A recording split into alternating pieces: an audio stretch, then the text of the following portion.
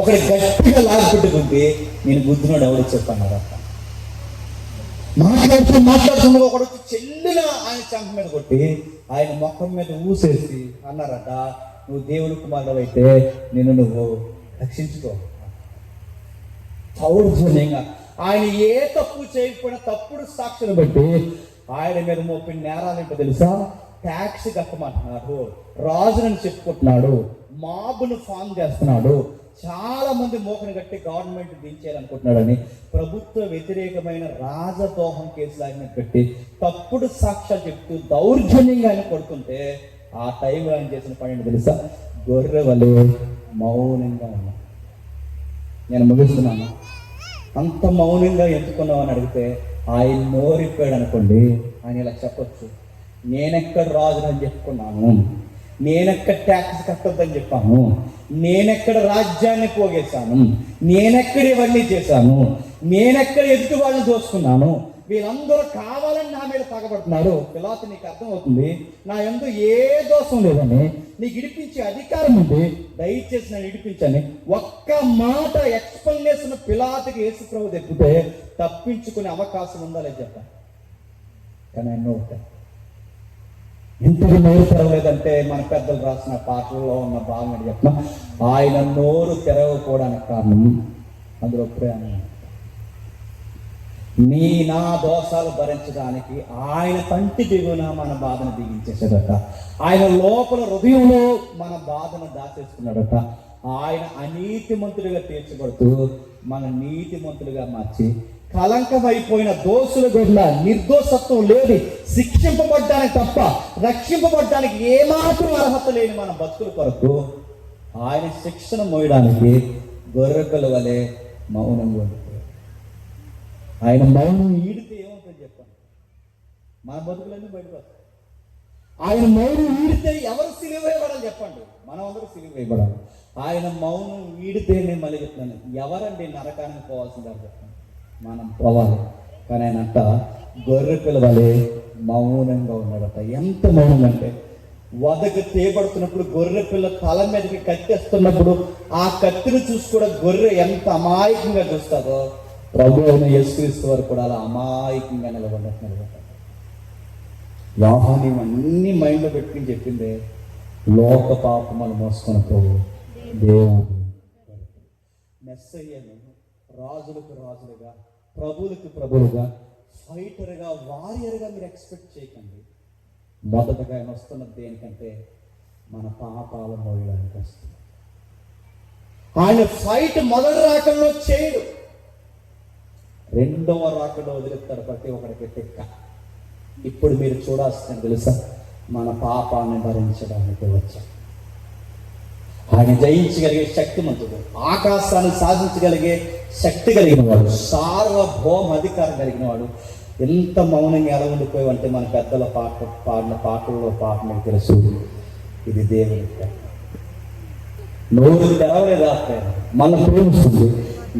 ఆదాము తప్పు చేయకమునుపు, నువ్వు తప్పు చేయకమునుపు, నేను తప్పు చేయకమునుపు, ఎవరూ తప్పు చేయకమునుపు మనం తప్పుడు వ్యక్తులమని మన విడుదల కొరకు మనకి ఇంకా భవిష్యత్తు రాకమునిపే మన భవిష్యత్తుని అందంగా తీర్చిదిద్దాలని మన కోసం ఆలోచించిన దేవుడు ఎవరో తెలుసా? నీ కోసం బలైపోయిన దేవుడు తెలుస్తాడు. సిలువులో ఏముందంటే లవ్ ఉంది, సిలువులో ఏముందంటే కవనెంట్ ఉంది, సిలువులో ఏముందంటే నేను మళ్ళీ మనం చెప్తున్నాను మన లైఫ్ మాదని చెప్పిన అసలు సిలువు కోసం చెప్పే సువార్తలే లేదు, సిలువు చుట్టూ తిరిగే ప్రసంగాలే లేదు, సిలువు చుట్టూ చెబుతుంటే వినే శ్రోతలే లేరు, సిలువు పాటలే లేదు, సిలువ మాటలే లేదు.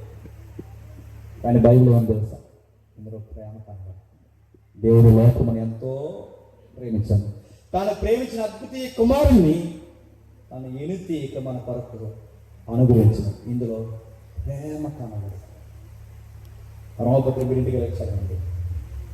నీతి మంత్రుల వరకు ఎవడైనా చచ్చిపోతారు, కానీ మనం ఇంకా భక్తిహీనులమై ఉండగా, మనం ఇంకా దుర్మార్గులమై ఉండగా, మనం ఇంకా నీచులమై ఉండగా రెండు చేతులు చాచి రెండు కాళ్ళకి మేకలు ఎంచుకొని ఆకాశానికి భూమికి మధ్యలో ఆయన మన కొరకు పలుకుతున్నమాట. ఆయన పక్కలో పొడిసి ఆయనకి ముళ్ళ కిరీటం పెట్టి ఆయన బాధిస్తుంటే మన కొరకు ఆ టైంలో కూడా చేస్తున్న ప్రార్థన తెలుసు. తండ్రి మీరేం చేస్తున్నారు? ఈ ప్రేమను ఎవరు వర్ణిస్తారు? మనకు బాధ ఎక్కువైపోయింది అనుకోండి, ఎంత మంచులమైన పెడతాం చెప్పండి. మళ్ళీ ఎవరైనా బాధ పెట్టారు, ఎంత మంచులమైన పెడతాం చెప్తున్నాం. నీకెన్ని చేశాను రా, ఎందుకురా నన్ను ఎలా, నీకు ఎన్ని చేశాను రా, ఎవరే నేను నీకు అన్నం పెట్టాను రా, నీకు బట్టలు ఇచ్చాను రా, నీకు ఎన్నో చేశాను రా, నీకు ఆపద వస్తే నీ పక్షాన్ని నిలబడ్డాను రా, ఈ టైంలో నా వహినని నేనేమన్నా కానీ నేను దేవుడు శిక్షించిన కాక ఈ మాట అయినా అంటాను. కానీ ప్రభు ఆ మాట కూడా అంటాను. దేవుడు చూసుకుంటాడు, ఆ మాట కూడా అనకుండా ఒకటి అన్నాడట. తండ్రి చెప్పండి మీరేం చేస్తున్నారు? అందుకే ఇవన్నీ మైండ్లో పెట్టుకుని ఆయన యుద్ధ వీరుడుగాను, ఆయన పెహలవారుగాను, ఆయన ఏదో మీ మీదకి వచ్చిన ప్రభుత్వాన్ని గదిలించే వ్యక్తిగాను ఆయన చూడకండి. ఆయన ఎలా చూస్తారంటే మన పాపాలు భరించడానికి వచ్చిన గొర్రె పిల్లగానే ఆయన చూడండి. వచ్చిన ప్రతి వ్యక్తిని మీరు అడుగుతున్నారు, మీరు క్రీస్తా క్రీస్తా క్రీస్తా. ఈ రోజుకి బెంజమిన్ నెతన్యాహు, ఈ రోజు ఇజ్రాయెల్ ప్రధానమంత్రులు ఎవరైతే ఉన్నారో మంత్రులు అందరూ వీళ్ళందరూ కలిసి వాళ్ళు ఎక్స్పెక్ట్ చేస్తున్నది ఏంటంటే మెస్సయ్య వచ్చి ఇజ్రాయెల్ దేశాన్ని సెంటర్ చేసి ప్రపంచాన్ని పరిపాలిస్తాం మళ్ళీ అని అది ఎక్స్పెక్ట్ చేస్తున్నారు. కానీ వాళ్ళకి తెలియదు ఏంటంటే ఆయన వచ్చిన తర్వాత ఇజ్రాయెల్ ఉంటుంది, ప్రపంచం మొత్తం చెప్పండి మంట కలిసిపోద్ది.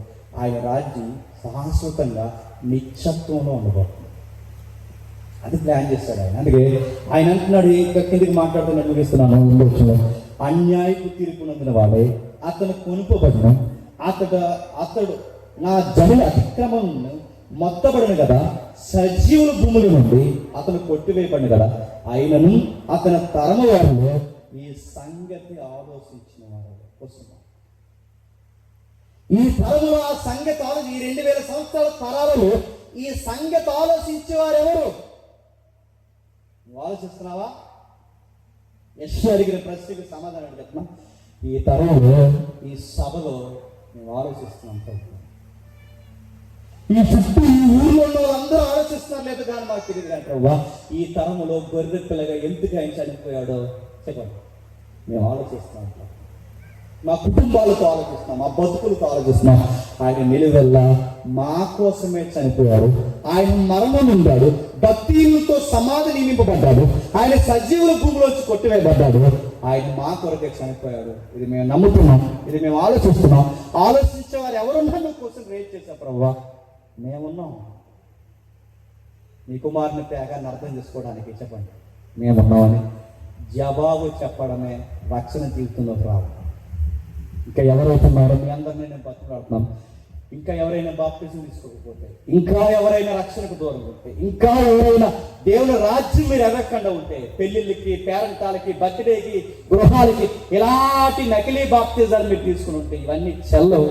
ఈరోజు మీ రాత్రి మీకు చెప్తున్నాను, మీ స్థానిక పాస్టర్ గారు ఎవరైతే ఉన్నారో ఈ వర్తమానం మీకు అర్థమైతే నీ ప్రభు నీ కొరకు గొర్రె పిల్లల రాజుగా ఉండాల్సిన, ప్రభువుగా ఉండాల్సిన, ఫైటర్గా ఉండాల్సిన ఆయన మౌనంగా నీ కోసం చనిపోవడానికి ఈ ప్రేమ నేను పొడిస్తే మళ్ళీ బాప్తిజం తీసుకుంటాను. అందరూ తీసుకుంటే ఈ బాప్తిజాలు సెలవు గుర్తుపెట్టుకోండి. పాస్టర్ గారు పెళ్లి చేయనంటే బాప్తిజం తీసుకుంటే ఇది సెలవు గుర్తుపెట్టుకోండి. సమాజం దొడ్డులో స్థలమే ఉన్నారని దొడ్డు కోసం బాప్తిజం తీసుకుంటే ఆ బాప్తిజం సెలవు గుర్తుపెట్టుకోండి. ఏ బాప్తిజం చెల్లుద్దంటే నేను మళ్ళీ చెప్తున్నాను, నా ప్రభు నా కొరకు చనిపోయాడు, మరణించాడు, తిరిగి లేచాడు, మళ్ళీ వస్తాడని ఎవడైతే విశ్వసించి ఈ ట్రాక్ మీద బాప్తిజం తీసుకుంటారో అవి